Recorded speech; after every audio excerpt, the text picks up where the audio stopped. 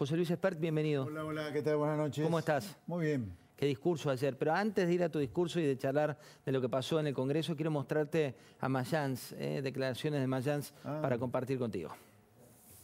Mañana empieza nuevamente ese juicio, que para mí hay que pararlo porque está viciado en nulidad, porque no respetó el debido proceso, porque no respeta la presunción de inocencia, porque agregaron pruebas que ellos dicen fuera de término.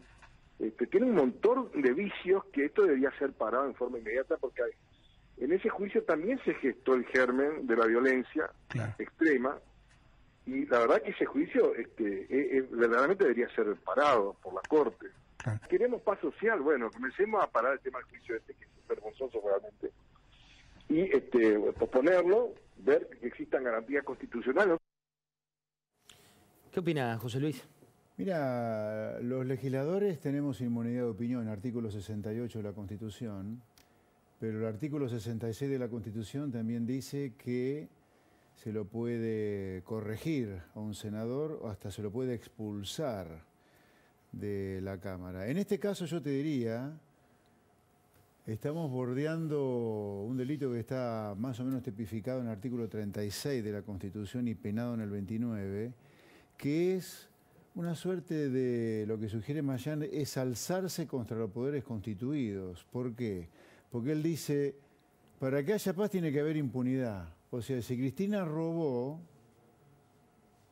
y la justicia se desenvuelve de manera independiente como corresponde, hay que dejar de acusarla a Cristina, dejar de analizar su conducta para que haya paz.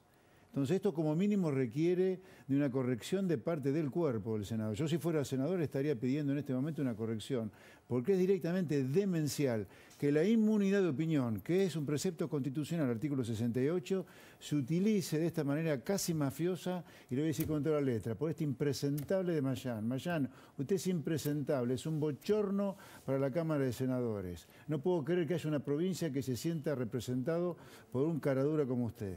Cuando vemos tu tuit que tiene que ver con esto, con los discursos del odio, de los que tanto se habla, ¿no? Dice Cristina, esto es declaraciones de experta hoy en Twitter, sí. Cristina es chorra, tiene que estar viva y presa, no nada de parar ningún juicio, todo lo contrario. Después hablan de discursos del odio. Ayer, en el Congreso de la Nación, una de tus declaraciones fue primero que lamentabas y tremendamente el hecho delictivo que sufrió la vicepresidenta, pero después dijiste, ¿qué? A ver, esto me permite de nuevo, como en el caso de Mayans, ser muy categórico, como habitualmente lo soy.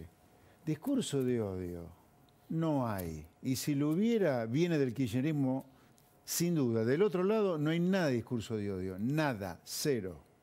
Si hubiera discurso de odio, viene de un claro lugar que es el kirchnerismo, que siempre ha polarizado, porque es su estrategia, hay que leerlo a Laclau, el inspirador intelectual de ellos, que considera que hay que engrietar a la sociedad para poder gobernar con el sentido populista.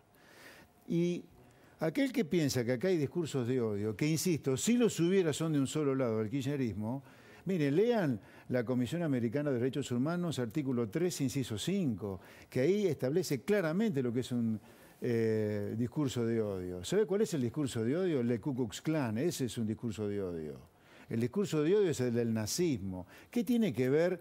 Ni siquiera el kirchnerismo, discurso de odio, porque si vamos a hablar de discurso de odio, yo te diría, ¿sabes de dónde viene el discurso de odio? Arranquemos con Néstor en el 2004, cuando, por no opinar como él, denunció a un montón de economistas que en un complot destituyente. El discurso de odio es Grabois. Que los multó, ¿te acordás que hizo fundir a las empresas, las consultoras que daban datos de inflación? Recuérdenlo porque uno se olvida de esas cosas. Grabois diciendo que él estaría dispuesto a derramar sangre con tal de defenderla a Cristina o al pueblo. Máximo Kirchner diciendo que la oposición estaba buscando un muerto. Esos son, en todo caso, discursos de odio. Yo creo que esos no son, ni siquiera esos son discursos de odio, porque, insisto, el discurso de odio es un producto, un animal muy especial que está muy bien definido en la Comisión Americana de Derechos Humanos. Acá estamos frente a un conjunto de chiflados, de mente, unos psicópatas sociales que es el kirchnerismo, que dicen cualquier cosa y hacen cualquier cosa con tal de gobernar polarizando. Ayer en el Congreso que dije que me daba vergüenza estar en el Congreso un día sábado para hablar sobre algo que solamente tiene que ver con cuestiones policiales y judiciales, que es lo que pasó en la puerta del domicilio de la señora vicepresidenta. Nosotros ni sesionamos para solucionar el problema de la gente, como la ley de alquileres, ley de abastecimiento, boleta única de papel, reestructurar el Estado para bajar impuestos y darle algo diario a la gente, solucionar los problemas de inflación. Para eso no sesionamos nosotros. Ahora, para rendirle pleitesía a la señora Cristina Fernández, que no sabemos qué pasó todavía, sí, estamos todos locos, todos locos. José Luis, voy a sumar a Rosendo Fraga aquí en la charla. Ustedes lo conocen, él es analista político, pero también es historiador. Rosendo, buenas noches, ¿cómo estás? ¿Qué tal, José? Gracias por llamarme. Bueno, arranquemos por la historia en blanco y negro, pero para venir a esta imagen a color. Digo, ¿qué paralelos ves entre lo que le pasó a Cristina Kirchner con este intento de magnicidio y lo que ocurrió en la historia reciente en la Argentina? Bueno, yo creo que en la historia reciente no tenemos una referencia de esto, y cuando tenemos la referencia vamos al siglo XIX, principios del siglo XX, ¿no es cierto? Lo que sí hay precedentes, yo diría, es de enfrentamientos políticos internos, y esos enfrentamientos políticos llevaron a la violencia. Yo diría que el conflicto peronismo-antiperonismo, pero que fue un conflicto político central, derivó en la violencia, ese conflicto. Bueno, el conflicto kirchnerismo-antikirchnerismo, tenemos que tomar esa referencia para no caer en lo mismo. ¿Caer en lo mismo qué sería? Que este conflicto político derive en la violencia. El peronismo-antiperonismo derivó en violencia. Ahora, el kirchnerismo-antikirchnerismo corre el riesgo de ir en esa línea. Y acá creo que hay que ser muy sereno, ¿no es cierto?, tratar de tener un poco de distancia a los acontecimientos. El país vive una crisis política, al mismo tiempo que una crisis económico-social, y la crisis política tiene riesgo de transformarse en crisis institucional. Segundo, esta crisis vive una escalada. El 22 de agosto, el fiscal Luciani. 27 de agosto, incidente frente al domicilio Cristina Kirchner. 1 de septiembre, el atentado, ¿no es cierto?, contra la vicepresidenta. Y María decir que las declaraciones del senador Mayans, que se han realizado hace pocas horas, corren el riesgo de ser otro paso en esa escalada, ¿no es cierto? Y acá me parece que se puede. Ahora, la velocidad. Todo esto ha pasado en menos de 2 semanas. Escalada, velocidad. Ante esto, yo creo que el punto central, hay que evitar que esto se transforme en lo que fue el conflicto peronismo-antiperonismo entre los 50 y los 70. Y sobre esto creo que tiene que reaccionar la dirigencia política y buscar, ¿no es cierto?, puntos de regla de juego y de encuentro, porque el país se encuentra en una situación muy difícil. Bueno, ahí aparte, José Luis, hoy hace minutos en una conferencia, hoy fue un día muy particular, porque por un lado todos nuestros periodistas estaban en Comodoro Pi, sí. se trabajó el domingo en Comodoro Pi como si nada, y después a las 7 de la tarde, que estaba anunciado, pero resultó 19:40, siempre el reloj se corre un poquito desde los anuncios oficiales. ¿Qué significa este dólar soja que anunció Massa hoy? Bueno, significa que de acá a fines de septiembre, para los productores del complejo sojero, que es poroto de soja, harina de soja, pele de soja, aceite de soja, soja solo, van a tener una mejora de su tipo de cambio del 44% por 30 días groseramente. Después de eso, en principio, se vuelve al régimen anterior. También aclaró Massa que para aquellos productores que vendan el 85% de las tenencias de soja o de cualquiera de sus derivados en estos 30 días, 25 días que le quedan a septiembre, van a poder acogerse a ese régimen, devolver ese régimen. Yo acá le veo 2 inconvenientes a esto, o particularmente uno. 2, ponele. Desde el punto de vista de la emisión, sí, puede haber un potencial de emisión durante los 25, 26 días que le quedan a septiembre, alrededor de 6-7% de la cantidad de dinero, son cerca de 300.000 millones de pesos. Eso lo vas a tener que absorber probablemente con LELIX, que sigue inflando la Cada vez más bomba grande. de toda la deuda remunerada que paga tasa de interés. Digo, pensando en una reforma a la Carta Orgánica del Central, hay que prohibirle al Banco Central que emita deuda remunerada. El Banco Central tiene que emitir solo base monetaria. Y el segundo problema que le veo es, ¿quién te va a hacer trigo y maíz si tienen este beneficio por 30 días sembrando soja? Me parece que va a haber problema. Massa dijo que esto no se lo dio al trigo y al maíz para evitar una suba de precios de los alimentos, ¿no? Porque la soja acá no se consume, se vende básicamente ¿Y eso toda. hubiera ocurrido? ¿Cómo? ¿Hubiera ocurrido si le daba el beneficio? Sin duda, pero el tema es que ahora, esto es la frazada corta. Ok, vos no le das ese beneficio a los que hacen trigo y maíz, no te van a sembrar trigo y maíz.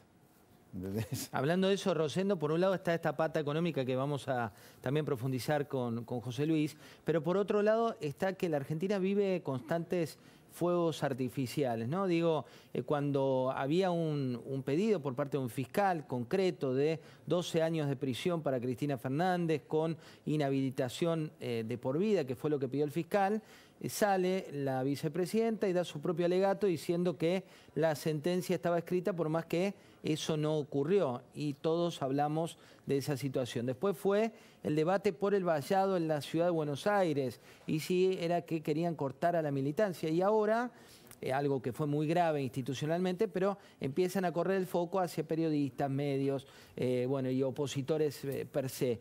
¿Por qué se instala esta agenda paralela de manera constante en la Argentina? Bueno, vos me preguntaste un antecedente histórico recién. El antecedente histórico es peronismo, antiperonismo. Vos fijate, Perón lo puso preso a Balbín, el presidente de la oposición. Después, ¿no es cierto?, Balbín apoyó los juicios contra Perón y apoyó la prescripción de Perón en términos electorales y del peronismo. Pero en el año 74 se dieron cuenta de que hacía falta conciliar. Y los mismos enemigos, prisión, ¿viste?, exilio, juicios, acciones judiciales, decidieron que había que encontrar un cauce a esa situación. Bueno, esto es lo que vine a hacer antes. Yo creo que acá en este momento, mira, mañana se reanuda la causa.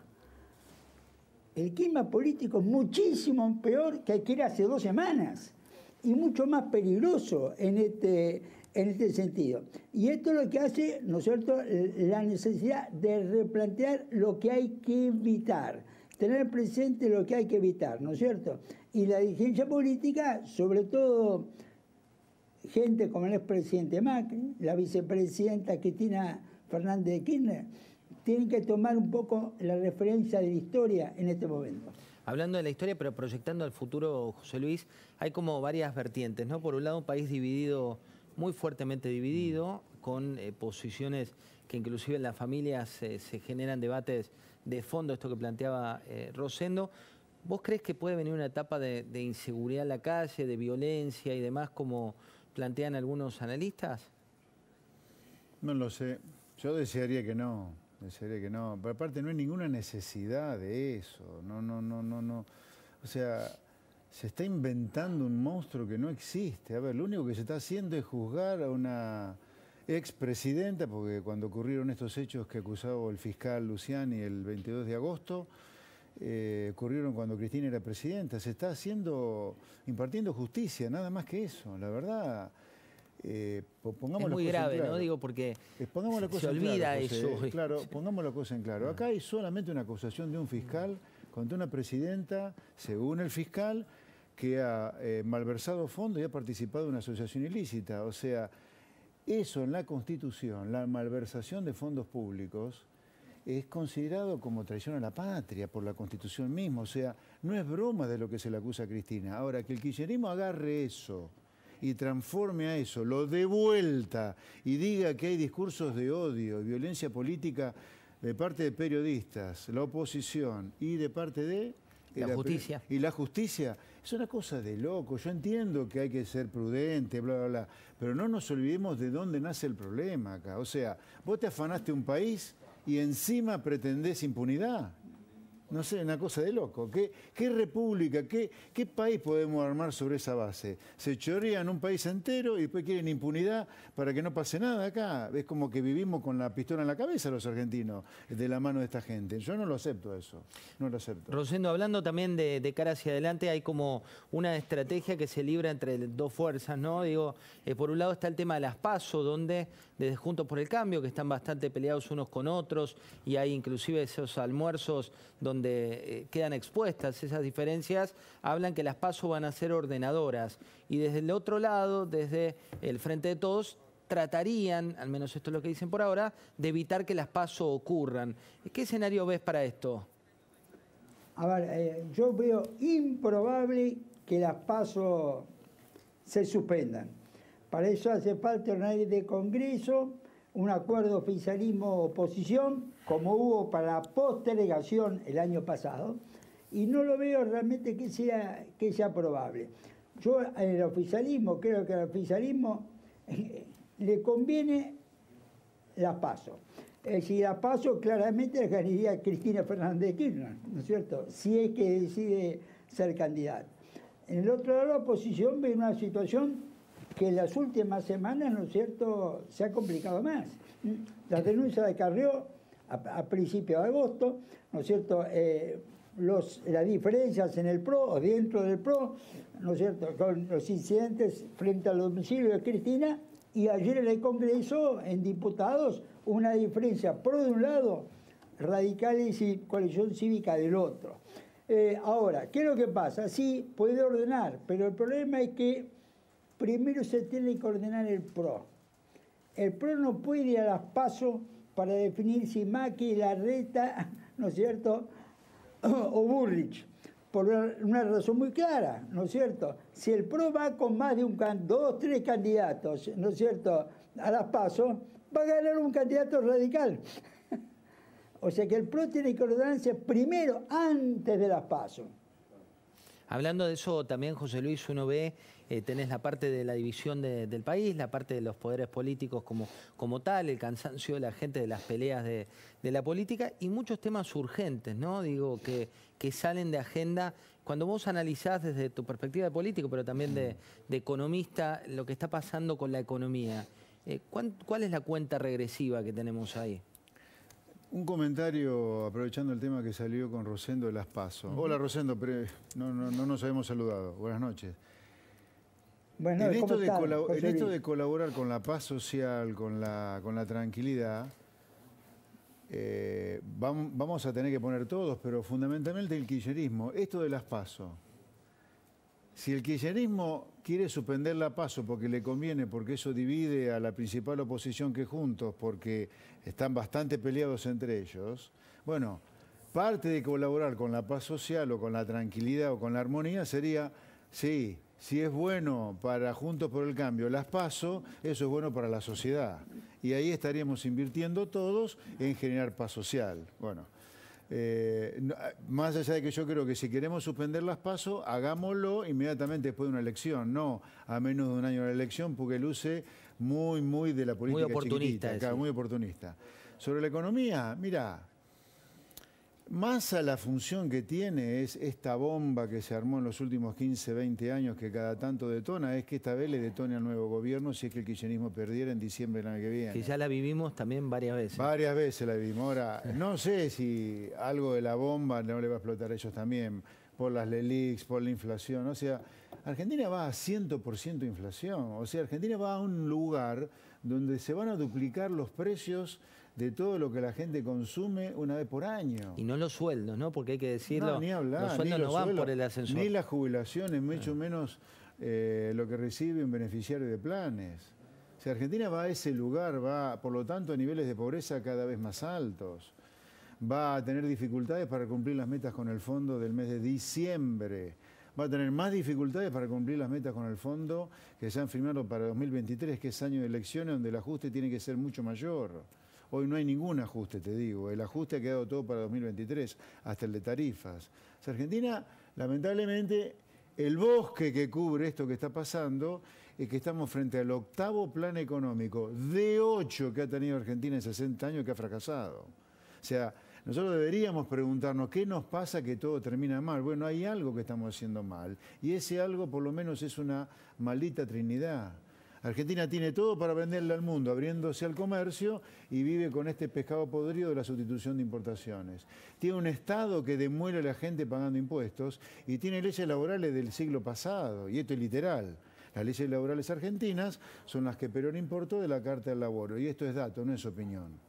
Entonces eso hay que cambiar esas tres cosas para que no fracase el 9º plan económico, el 10º y un 11º. Mientras no cambiemos estas tres cosas, por la apertura al comercio, una reestructuración grande del Estado y leyes laborales modernas, vamos a estar hablando de una nueva sucesión de otros planes económicos en el futuro. Rosendo, ¿a qué está jugando Sergio Massa? Digo, ¿cómo lo ves parado en esta triada que tiene en términos de accionistas el Frente de Todos, con una Cristina con las imágenes que vimos la semana pasada, imágenes totalmente condenables, un presidente Fernández que trató de recuperar en parte de la escena y dividió más con su discurso, y un Sergio Massa que ¿dónde se ubica? Bueno, yo creo que la centralidad de Cristina en el oficialismo hoy es prácticamente total, en este punto de vista, ¿no es cierto? Yo creo que en todo caso el rol de Massa sería, un poco retomando lo que dice José Luis, evitar que la situación económica se le desborda ante las elecciones. Creo que esa es la misión de Massa. Ahora, quería volver a un punto que vos dijiste antes. La violencia, ¿qué riesgo hay? Mirá, yo creo que hechos como los incidentes violentos frente al domicilio de Cristina y el atentado frente a Cristina nos muestran que riesgo hay. Riesgo hay. Además, no lo olvidemos que en las crisis las minorías activas se potencian. Es decir, puede haber una sociedad que el conjunto de la sociedad no quiere la violencia, pero minorías activas que sí le empujen. Y en este contexto creo que hace falta una red política de contención. En minutos venimos ya con nuestra mesa a las 23. Está José Abadi para analizar también nuestra cabeza, ¿no? Nos va a llevar un poco al diván la cabeza de los argentinos. Está buenísimo. Está bueno para poder un poco de oxígeno. Estamos chifladísimos. Estamos todos un poco chiflados. Está Paz Rodríguez Niel, que ya llegó, recién llegó de Comodoro Pi, estuvo todo el día y nos va a contar cómo funciona la justicia detrás de escena. Está Pablo Fernández Blanco con el anticipo del viaje que va a hacer Sergio Massa. Miguel Toma con el tema de seguridad. Vamos a hablar también de los celulares y el tema encriptado. ¿Cómo puede ser que de golpe se resetea un celular? José, hablabas recién de la inflación. Sí. ¿No? Y es algo que uno ve habitualmente con otro signo político. La puja distributiva sería tremenda por estos días con una inflación del 100% o superior al 100%. ¿A qué justificás que dentro de todo y por suerte hay cierta calma? Vos decís en el mercado. Perdón, urgente. Información urgente.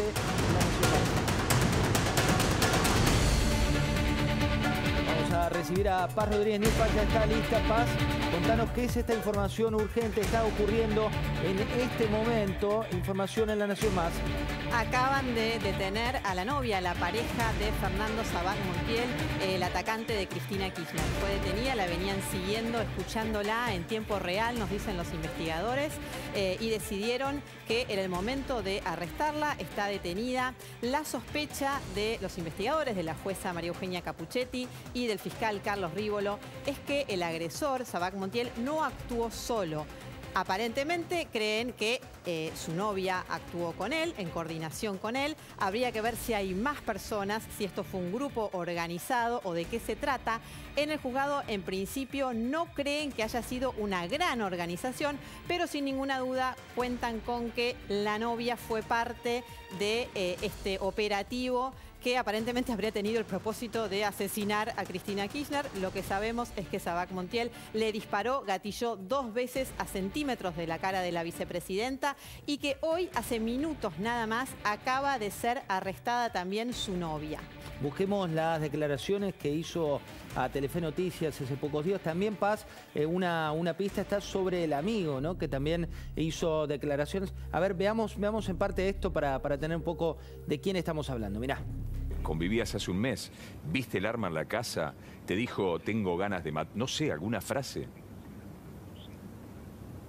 No vi el arma. La verdad no estaba al tanto de eso. Y no me dijo ningún detalle. No lo imaginamos. Ámbar, ¿por qué crees que hizo lo que hizo conociéndolo? La verdad, no entiendo por qué lo hizo, porque él es un buen hombre, él es trabajador. ¿Hay algo que te llamó? Con nosotros, no entendemos. La verdad, me asombró, no pensé que sería capaz de hacer algo así. Y ayer Me quedé perpleja. Ahí la ves, información exclusiva que te da Paz Rodríguez Niel, que tiene que ver con que detuvieron entonces a la novia del atacante de Cristina. Paz, un dato de Comodoro Pi, contanos cómo funcionó hoy domingo y cuán habitual es que funcione como estuviste ahí todo el día. Bueno, es absolutamente poco habitual lo que ha pasado hoy, pero razonable considerando la causa judicial que está en trámite, que por supuesto no podían tomarse el fin de semana los investigadores judiciales. Hoy declararon gran cantidad de testigos por un lado, siguiendo el hecho principal, central, el ataque contra Cristina Kirchner. ¿Quién fue el responsable, aparte de, o quiénes fueron los responsables, aparte de quien está detenido, que era hasta ahora el único imputado, ahora se suma su novia? Pero además, y vamos a hablar de esto en un rato, porque también están tratando de dilucidar por qué se desapareció, se borró el contenido del teléfono celular de Sabac Montiel. Hay que decir que se recuperó el contenido de las tarjetas de memoria y la tarjeta SIM, pero hasta ahora no está el contenido del teléfono. El teléfono se reseteó a cero, como de fábrica.